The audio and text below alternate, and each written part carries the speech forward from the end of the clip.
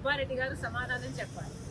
సుబ్బారెడ్డి గారు సమాధానం చెప్పాలి. నా ఇంటికి రాలేదా, నాకు ఆడియో వినిపించలేదా, నా బిడ్డల మీద నేను ప్రమాణం చేసి చెప్తున్నాను ఇది నిజమని సుబ్బారెడ్డి గారు కూడా ఆయన బిడ్డల మీద, ఆయన వాళ్ళ బిడ్డల మీద ప్రమాణం చేసి చెప్పగలడేమో కనుక్కోండి. ఇక్కడ సుబ్బారెడ్డి గారు ఎందుకు అప్రూవర్ అయ్యారు మేడం? జగన్ తాలూకు బంటు సుబ్బారెడ్డి గారు అప్రూవర్ అయ్యారని అప్పుడు సుబ్బారెడ్డి గారు నాతో బాగానే ఉండేవారు. అప్పుడు సుబ్బారెడ్డి గారితో సంబంధాలు నాకు బాగానే ఉన్నాయి. జగన్మోహన్ రెడ్డి గారు నన్ను వ్యతిరేకించారు కానీ మొదటి నుంచి మధ్యలో ఉన్న బంధువర్గం అంతా ఇద్దరిని పోగొట్టుకోలేక జగన్ రెడ్డికి నాకు ఇద్దరికి సన్నిహితంగా ఉన్న వాళ్ళు చాలా మంది ఉన్నారు. అలా ఉన్నవాడే అప్పుడు సుబ్బారెడ్డి గారు.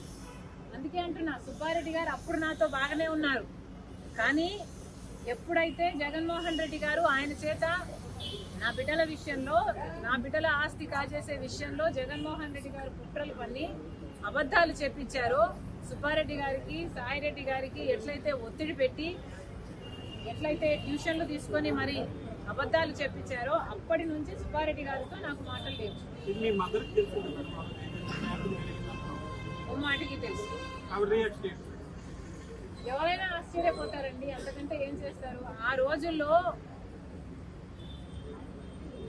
ఎంతగా బుల్డోస్ చేసుకుంటూ పోయారో, వాళ్లకు అధికారం ఉంది, వాళ్లకు డబ్బు ఉంది, ఏది పడితే అది, ఎంత అరాచకం అయితే అంత అరాచకం బుల్డోస్ చేసుకుంటూ పోయాడు జగన్మోహన్ రెడ్డి గారు.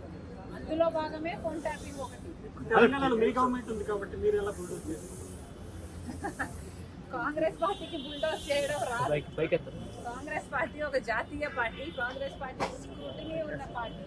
కాంగ్రెస్ పార్టీ ఇలాంటివి చేస్తుంది అని నేను అనుకోను. రాజశేఖర రెడ్డి గారు ముఖ్యమంత్రిగా ఉన్నప్పుడు కూడా ఇలాంటి ఫోన్ ట్యాపింగ్ ఎక్కడ జరగలేదు. ఇప్పుడు జరుగుతున్నాయి, కేసీఆర్ గారు చేస్తున్నారు, రేవంత్ రెడ్డి గారు ముఖ్యమంత్రిగా ఉన్నారు కాబట్టే ఇది బయటకు వచ్చింది. కేసీఆర్ గారే గెలిచి కేసీఆర్ గారి అధికారంలో ఉంటుంటే ఇది ఎప్పటికీ బయటకు వచ్చేది కాదు. ఒక మాట చెప్తున్నాను నేను, నా ఇంటికి వచ్చి నా ఆడియోను నాకే వినిపిస్తుంటే నాకెంత అవమానంగా ఉండాలి. కానీ ఆ రోజు నేను ఏం చేయలేకపోయాను. కారణం ఏమిటంటే ఒకవైపేమో కేసీఆర్ గారు తెలంగాణలో ముఖ్యమంత్రిగా ఉన్నారు, ఇంకోవైపేమో జగన్మోహన్ రెడ్డి గారు ఆంధ్రాలో ముఖ్యమంత్రిగా ఉన్నారు. నేను పోరాటాలు చేస్తూ ఎవరితో చేయాలి? ఈ ముఖ్యమంత్రితో చేయాలి, ఆ ముఖ్యమంత్రితో చేయాలి. అప్పటికే నన్ను తొక్కే ప్రయత్నాలు చాలా గట్టిగా చేస్తున్నారు. నేను ఎదగకూడదు అన్న ప్రయత్నాలు, నా పాదయాత్ర అయితేనేమి, నా పొలిటికల్ జర్నీ అయితేనేమి, నా ఉన్న ఇబ్బందులు అయితేనేమి, దేర్ ఆర్ టూ మెనీ. అన్ని పోరాటాలు చేయలేను కదా. కాబట్టి నేను ఈ ఫోన్ ట్యాపింగ్ విషయాన్ని పక్కన పెట్టదలుచుకున్నాను. ఎందుకంటే నేను ఒకవేళ పోరాటం చేసినా కూడా, ఫోన్ ట్యాపింగ్ జరిగింది అని నేను బయట చెప్పినా కూడా, అటువైపు తెలంగాణలో ఇన్వెస్టిగేషన్ జరగదు, ఇటువైపు ఆంధ్రాలో ఇన్వెస్టిగేషన్ జరగదు. ఎందుకంటే పోలీస్ డిపార్ట్మెంట్ అంతా వాళ్ళ చేతుల్లో ఉంటుంది కాబట్టి. నాకేం కర్మయ్యా, టీడీపీ వాళ్ళు ఎవరు? టీడీపీ వాళ్ళు నాకు స్క్రిప్ట్ ఇవ్వడం ఏంటి, నేను చదవడం ఏమిటి? నేను చంద్రబాబు గారిని నా కొడుకు పెళ్లికి పిలిచడం తప్పితే నేను తర్వాత చంద్రబాబు గారితో మాట్లాడలేదు, నాకు అవసరం కూడా లేదు. పోనీ చంద్రబాబు గారితో నేనేదో స్క్రిప్ట్ ఇచ్చి నేను చదువుతున్నానంటే, పోనీ చంద్రబాబు గారు నాకేదో చేస్తుంటే నేను చేయాలి కదా. పోనీ ఏం చేశారు చంద్రబాబు గారు నాకు? నేను ఎలా లబ్ధి పొందుతున్నాను? మీకేమైనా కనిపిస్తుందా నేను ఎలా లబ్ధి పొందుతున్నాను? చంద్రబాబు గారు ఇంకా పవన్ కళ్యాణ్ కూడా నాకు మేలు చేస్తుంటే ఎట్లా చేస్తున్నారు? కాబట్టి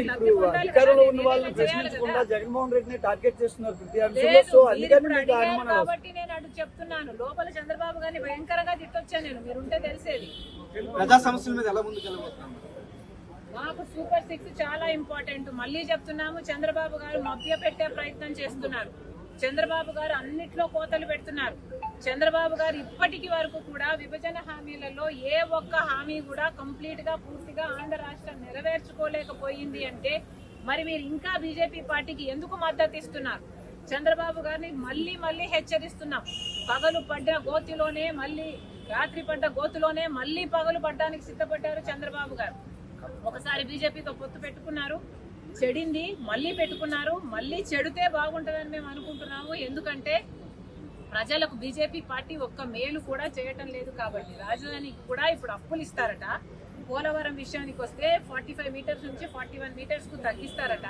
విశాఖపట్నం స్టీల్స్ కి వస్తే మీరు వాళ్ళకు మేలు చేయండి ఆలీబాబా 40 దొంగలు. ఆలీబాబా దొంగతనం చేస్తున్నాడు, 40 దొంగలతో దొంగతనం చేపిస్తున్నాడు. ఎవరైనా ఒప్పుకుంటారా మేము ఆలీబాబా మేము దొంగలు అని? ఎవరైనా ఒప్పుకుంటారా?